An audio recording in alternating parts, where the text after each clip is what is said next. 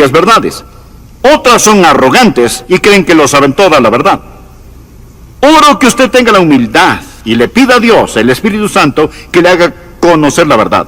Bien, estudiemos estas tres tremendas verdades, comenzando en el versículo 7. Aquí Jesús está hablando de su ascensión al cielo y la venida del Espíritu Santo a la tierra y dice: pero yo os digo la verdad, os conviene que yo me vaya, es mejor para ustedes que me vaya, porque si no me fuese, el Consolador no vendría a vosotros, mas si me fuere, os lo enviaré.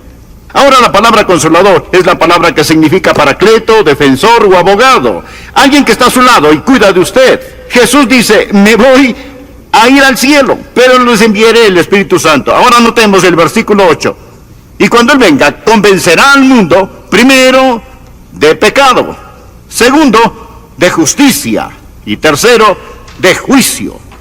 Estas son las tres cosas que usted nunca entenderá si no fuera por el Espíritu Santo: pecado, justicia y juicio. Me dirán: bueno, Pastor Adrián, eso parece sencillo. Espere y escúcheme. Jesús describe de lo que está hablando en el versículo 9 y 10. De pecado, por cuanto no creen en mí. De justicia, por cuanto voy al Padre y no me veréis más. Y de juicio, por cuanto el príncipe de este mundo ha sido ya juzgado. Deseo que aprendamos estas tres cosas hoy. Oro para que Dios me dé la mente y el lenguaje de Cristo. Oro para que Dios abra su corazón. Oro para que el Santo Espíritu de Dios le hable hoy y le ayude a entender estas cosas, porque yo solo puedo enunciar palabras, pero únicamente el Espíritu Santo de Dios puede escribirlas en su corazón. ¿Cuáles son estas tres maravillosas verdades que aprenderá cuando el Espíritu Santo le hable? Número 1, es la verdad acerca del problema básico del pecador. La verdad acerca del problema básico del pecador.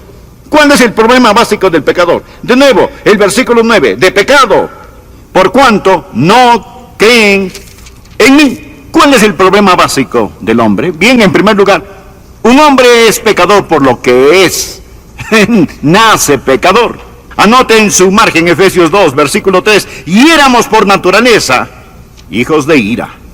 El ser humano nace con una naturaleza pecaminosa, viene al mundo con una naturaleza de pecado, por lo tanto, a menos que haya un cambio, está perdido, porque tiene una naturaleza propensa al pecado.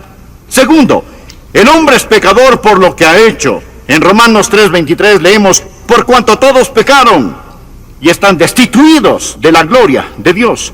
Piense, amigo, en las cosas que ha hecho, pero todas ellas no son el problema básico del hombre. El problema básico del hombre no es que él es un pecador por lo que es. El problema básico del hombre no es que es un pecador por lo que ha hecho. El problema básico del hombre es que es un pecador por lo que no ha hecho. Esto es, darle a Dios la gloria.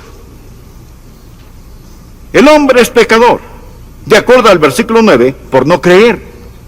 Y eso es algo acerca de lo cual solo el Espíritu Santo de Dios puede convencerle. Jesús dijo que cuando Él venga, cuando el Espíritu de Dios venga, convencerá al mundo de pecado, por cuanto no creen en mí.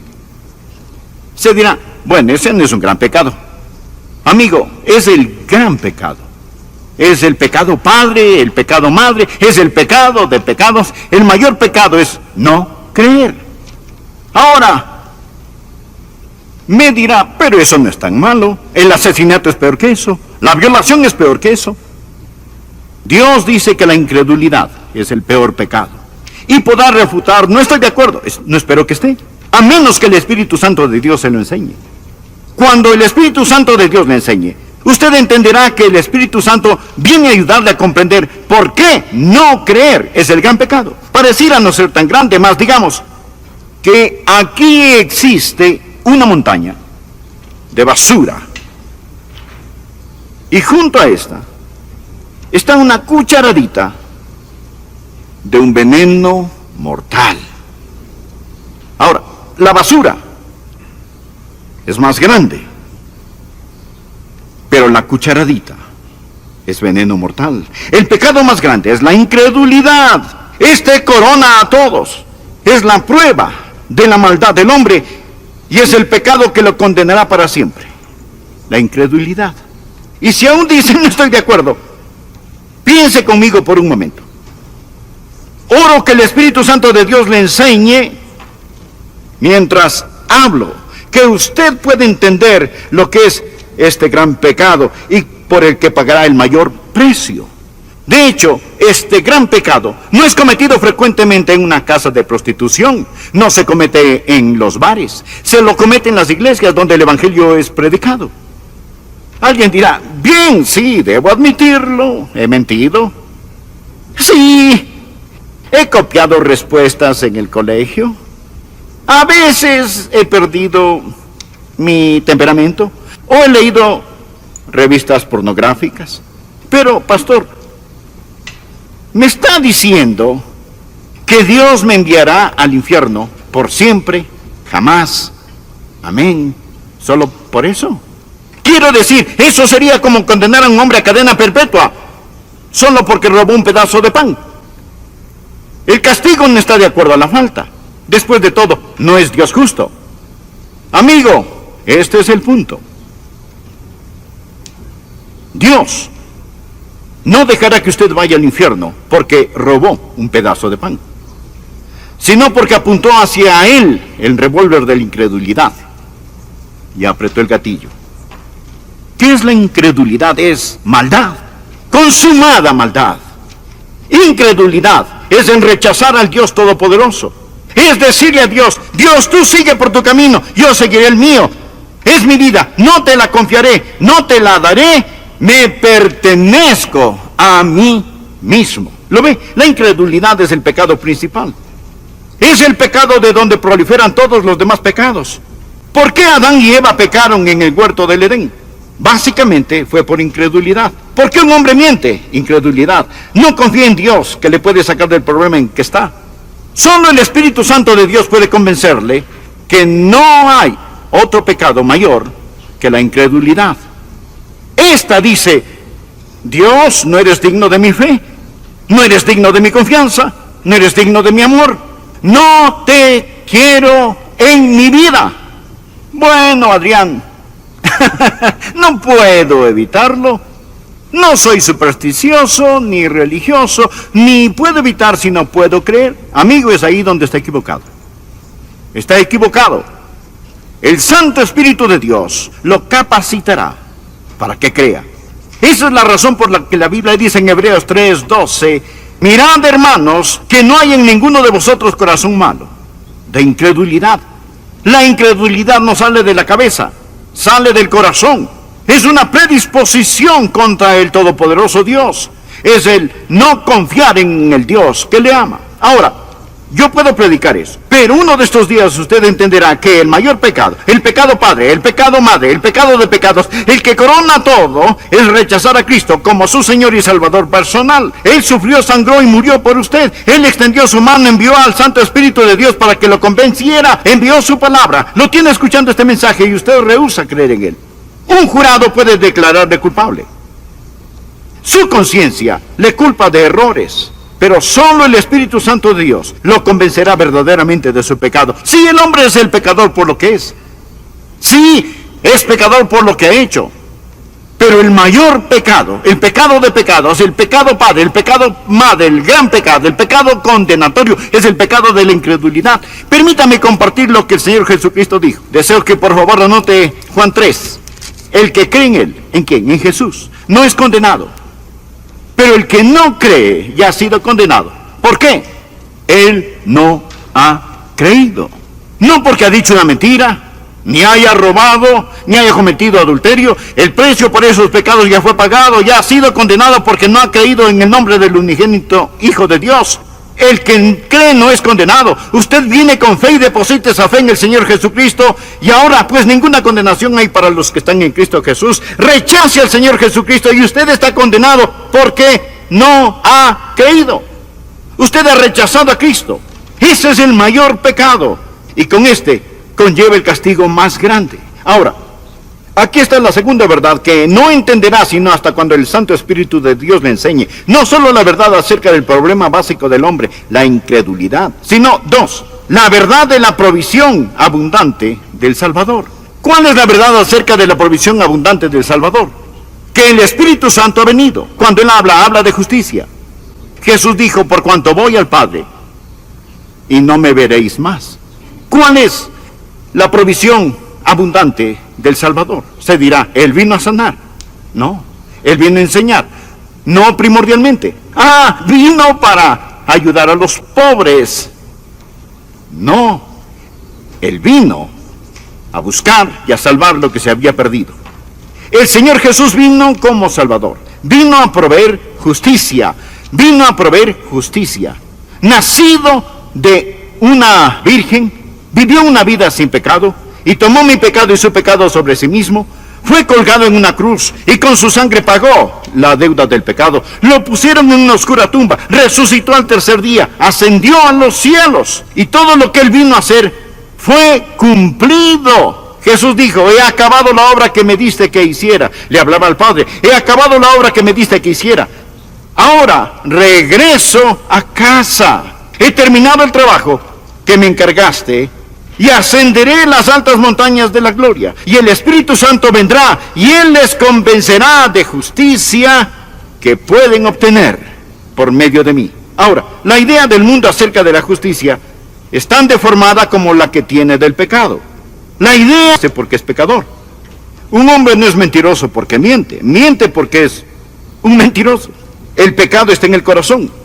La idea del mundo acerca de la justicia está deformada. El mundo piensa que un hombre es pecador si hace algo malo. Y piensa que un hombre es justo si hace lo bueno. Y de alguna manera Dios es como Papá Noel, haciendo una lista, revisándola para ver quién se ha portado bien o mal. Y uno de estos días vamos a morir y nuestras cosas buenas y malas serán puestas en una balanza y Dios lo pesará todo. Si nuestras obras buenas pesan más que nuestras obras malas, Dios dirá, lo lograste. Si lo malo pesa más que lo bueno, Él simplemente dirá, fallaste. Esa es la idea del mundo acerca de la justicia. Pensemos por un momento. Si usted pudiera ser presentado como justo delante de Dios por hacer buenas obras, dar dinero, ayudar a los pobres, ser religioso y bondadoso, si pudiera ser tenido como justo por hacer eso, escúcheme, ¿por qué tuvo que morir Jesús? ¿Por qué tuvo que sufrir en la cruz? Si usted puede salvarse por sus propias justicias. Présteme atención. Si usted pudiese salvarse por sus buenas obras, entonces el Calvario fue la equivocación más colosal de las edades. Piensen eso. Permítame darle un pasaje. Pablo dice lo siguiente en Gálatas 2:21. No desecho la gracia de Dios, pues si por la ley fuese la justicia, entonces por demás murió Cristo. ¿Qué significa? Cuando trata de ganar su salvación, está frustrando la gracia de Dios. Pues si por la ley fuese la justicia, entonces por demás murió Cristo. Significa que Él murió en vano. Si usted pudiera, por guardar los 10 mandamientos, ese es el significado de la ley. Si pudiera llegar al cielo, dígame, mi amigo, ¿por qué murió Jesús? ¿Cuál es el propósito de la cruz? Se dice, bueno, Pastor Rogers, soy una buena persona. Déjeme decirle lo que Dios dice acerca de usted. Isaías 64:6. Si bien todos nosotros somos como suciedad, y todas nuestras justicias como trapo de inmundicia. No habla de sus malas obras, sino de sus buenas. Ante Dios son como trapos de inmundicia. Estos eran los vendajes de los leprosos. Nuestras justicias son como trapos de inmundicia. Solo el Espíritu Santo de Dios puede enseñarle eso. Verá, usted puede cometer un mortal error al depender de su autojustificación. Ahora, cuando usted cree en el Señor Jesucristo, ¿qué es lo que Él hace? Cuando cree en Él, primero, cambia lo que usted es. En el momento en que usted cree en Él. Recuerde, un hombre es pecador por lo que es. Jesús cambia lo que es. Los creyentes no son solo buenas personas, sino nuevas criaturas. De modo que si alguno está en Cristo, nueva criatura es. Dios le da una nueva naturaleza. De joven recibí a Cristo. Y Dios puso una nueva naturaleza en mi corazón. Tan nueva era esta que mis profesores se preguntaban, ¿qué pasó con Adrian Rogers? Fue un cambio radical. Pero no solo cambia lo que somos, también perdona lo que hayamos hecho. ¿Recuerda que dijimos que somos pecadores por lo que hemos hecho? Bien, cada mancha, suciedad, negrura es lavada más blanca que la nieve y enterrada en la tumba del olvido de Dios. Pero no solo cambia lo que somos, no solo perdona lo que hemos hecho, sino que también nos da lo que necesitamos. ¿Y qué necesitamos? Necesitamos justicia. Bien, permítame darle otro pasaje de la Escritura. Romanos 4, 5 y 6. Mas al que no obra, sino cree en aquel que justifica al impío, su fe le es contada por justicia. Bien, Dios simplemente deposita justicia en nuestra cuenta. Como también David habla de la bienaventuranza del hombre, a quien Dios atribuye justicia sin obras. Ya no usamos esa palabra mucho. Atribuir significa poner a nuestra cuenta. La próxima vez que compre algo, no le diga al cajero, cárgalo a mi cuenta. Dígale, atribúyalo a mi cuenta. Escuchen lo que Dios dice en las Escrituras. Mas al que no obra, si no cree en aquel que justifica al impío, su fe le es contada por justicia. Como también David habla de la bienaventuranza del hombre a quien Dios atribuye justicia sin obras. Dios pone esa justicia en su cuenta. ¿Cuán glorioso es esto? Sí dice, pero no entiendo. Por eso oro para que el Espíritu Santo abra su corazón. Comprenden que necesitan nacer 2 veces. De nuevo pregunto, si la justificación viene por la ley, entonces, ¿por qué Jesús murió? El Santo Espíritu de Dios vino para enseñarnos que el problema básico del hombre es el pecado. El Santo Espíritu de Dios ha venido para enseñarnos que Cristo, el Salvador, es la provisión divina y que en Él tenemos justificación. La tercera verdad que usted nunca entenderá sin la ayuda del Espíritu Santo es la verdad acerca del poder destruido de Satanás. La verdad acerca del poder destruido de Satanás. Jesús dijo que Él vendrá para enseñarnos acerca del pecado.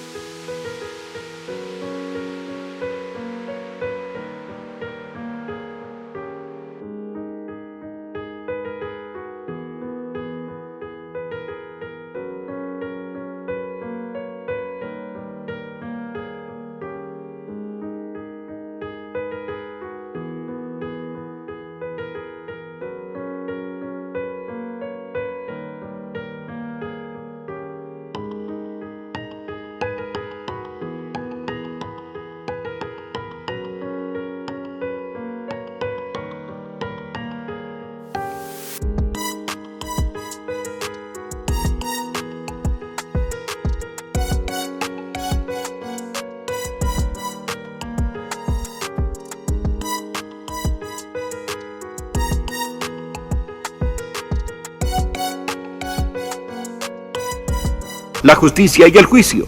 Y describe el juicio en Juan 16:11. Dice, y de juicio, por cuanto el príncipe de este mundo ha sido ya juzgado. Note el tiempo gramatical aquí.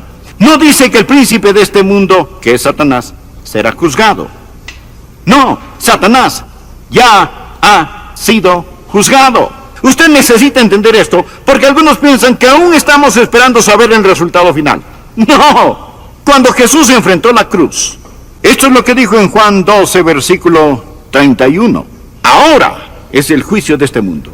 Ahora, el príncipe de este mundo será echado afuera. No cuando Jesús regrese 2000 años después, sino ahora es el juicio de este mundo. Amigo, cuando Jesús murió en la cruz, el hombre hacía las cosas más malévolas que puede hacer, mas Dios ganaba la mayor victoria.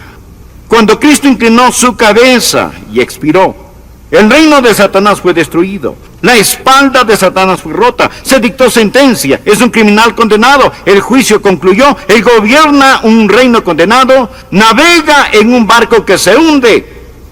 Satanás está arruinado. Arruinado. Devastado. El príncipe de este mundo ya ha sido juzgado. Esa es la estupidez de la adoración satánica. ¿Por qué seguir a un perdedor? Ahora, el infierno fue preparado para el diablo y sus ángeles. Dios no hizo el infierno para usted. Mas le diré algo.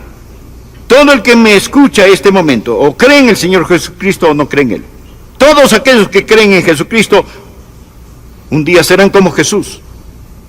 De eso se trata la fe cristiana, llegar a ser como Jesús. Eso es lo que Dios hace. Dios quiere hacer a la gente como Jesús, que sean hechos conforme a la imagen de su Hijo. De eso se trata. Usted escucha a un hombre que un día será hecho a la imagen de Jesucristo. Pero permítame añadir, si usted falla en recibir al Señor Jesucristo, si se niega a creer en Él y más bien confía en su propia justicia, usted se está moviendo en dirección opuesta.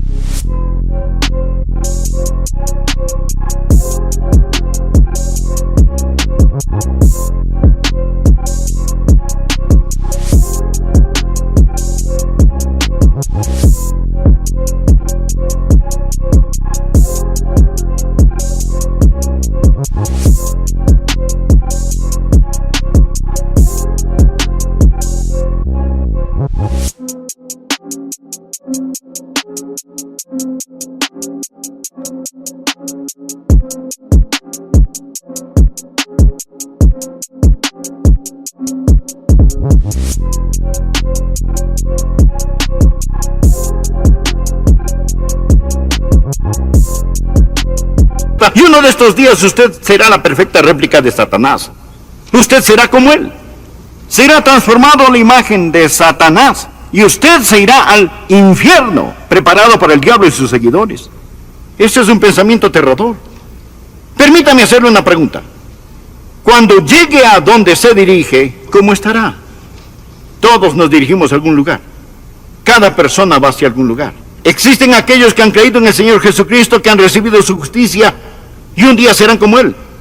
Pero si usted no lo ha hecho, le puedo asegurar que un juicio le espera. Amigo, si no es un creyente, ponga su mano sobre su pecho y siente el latido de su corazón. Eso es todo lo que existe entre usted y el infierno. Es todo.